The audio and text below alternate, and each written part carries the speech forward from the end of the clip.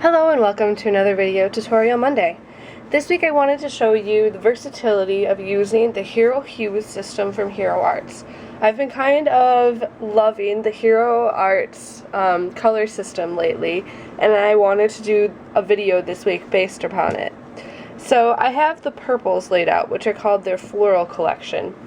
And just to show you what Hero Arts has done with their embellishments and paper system. So we have papers, and there are 7 different colors and then 3 shades of those colors. So this is the floral, and then we have lilac, iris, and aubergine. I believe that's how you say it. And so each hue in the color family is named, and you can buy these colors in a pack that's 4 sheets of each color in each color family, or you can buy 12 sheets of one color. And then they also come in little card packs, A2 size, so 4.25 by 5.5, and then envelopes as well. So I bought the 8.5 by 11 sheets, and then I've just cut these in half. And I have most of them in 8.5 by 11 sheets, but I just wanted to cut these down because I know I'll be making cards with them. So for the card today, I'm not quite sure which one of these colors I'm going to be using yet, but I wanted to talk about the other things that Hero Arts has done. They have the Hero Hues buttons. Here's the little tag, and I've just put them in a plastic baggie to keep them all together. And these are such a great deal because the colors always match.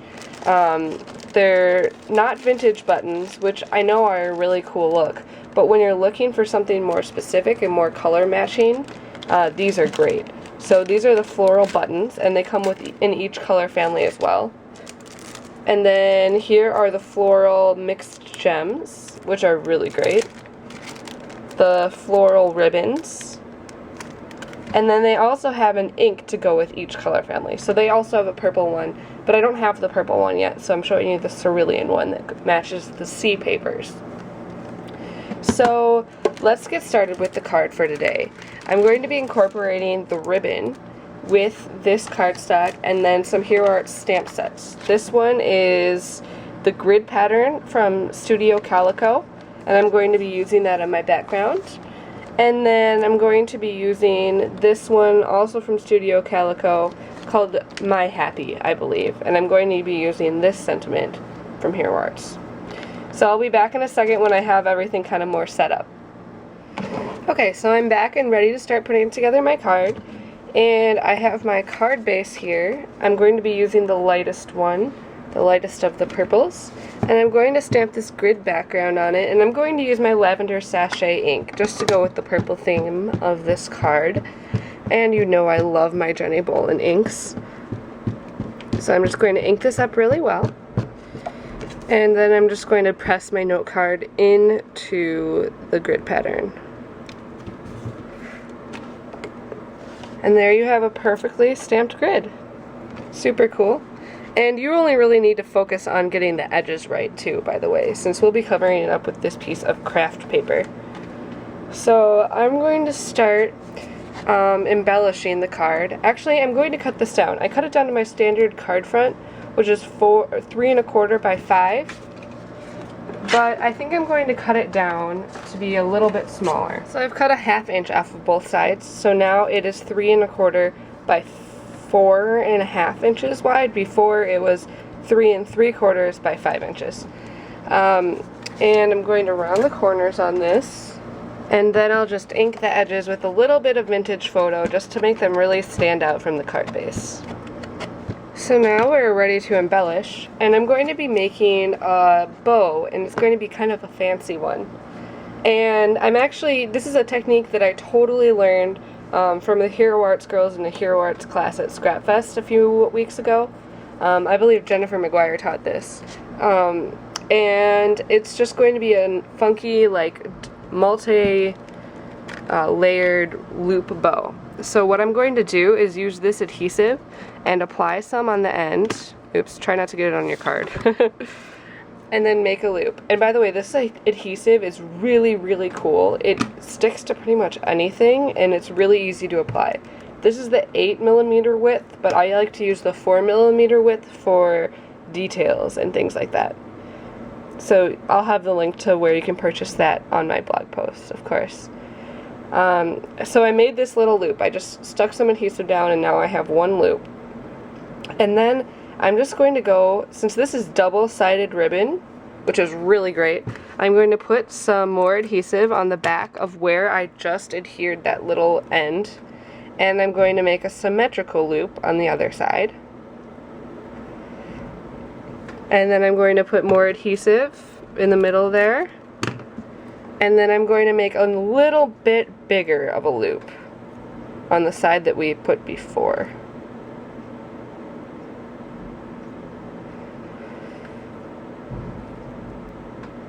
And then one more time, I'm going to do a little bit of a more adhesive and then make another loop to match. So then I'm going to cut off the end of this ribbon and I'm going to cut it into one of those little V's.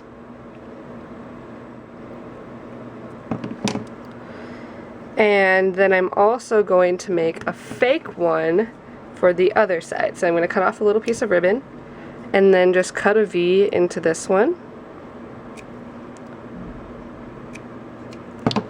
And then it's as easy as gluing it to the back of what you just put together. So just kind of line it up and make it symmetrical. And now you have this awesome double loop bow. It's very fancy and super easy to make. And we're going to be covering up this center part with a little button. And this button is from Kaiser Craft, by the way. I just love the wood look of these and thought it would be a nice contrast to the purple. So now I'm not just going to adhere it to my card because that would make it look fake. I want to make it look like I went through all of this work just for a little tiny bow.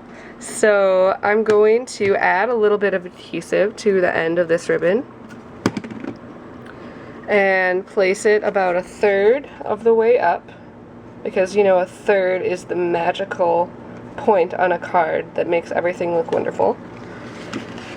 And then place some more adhesive on the back and make sure it's straight. And then place it down, trim off the excess, and we still have enough ribbon to make another one of those really fancy bows or wrap it around several more cards. So that's pretty awesome. And now I'm just going to use some glue dots to adhere my fake little bow onto my card. You could use the same adhesive we used before, but glue dots are just a little bit stronger. And so I'm going to put one right there in the middle. And just for extra security, 2 more.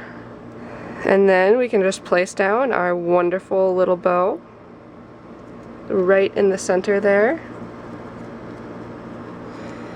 Place down our button, which I've just threaded this with some white embroidery floss and added a little bit of glossy accents to the top just to keep the bow in place. Place that down on top of everything.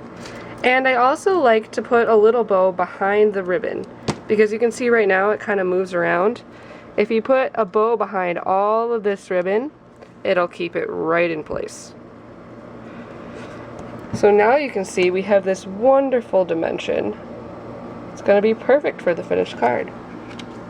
So next I'm just going to go ahead and adhere this little focal piece down to our card, and I've used these foam pieces from Best Creation 3D foam tape. These are the large squares.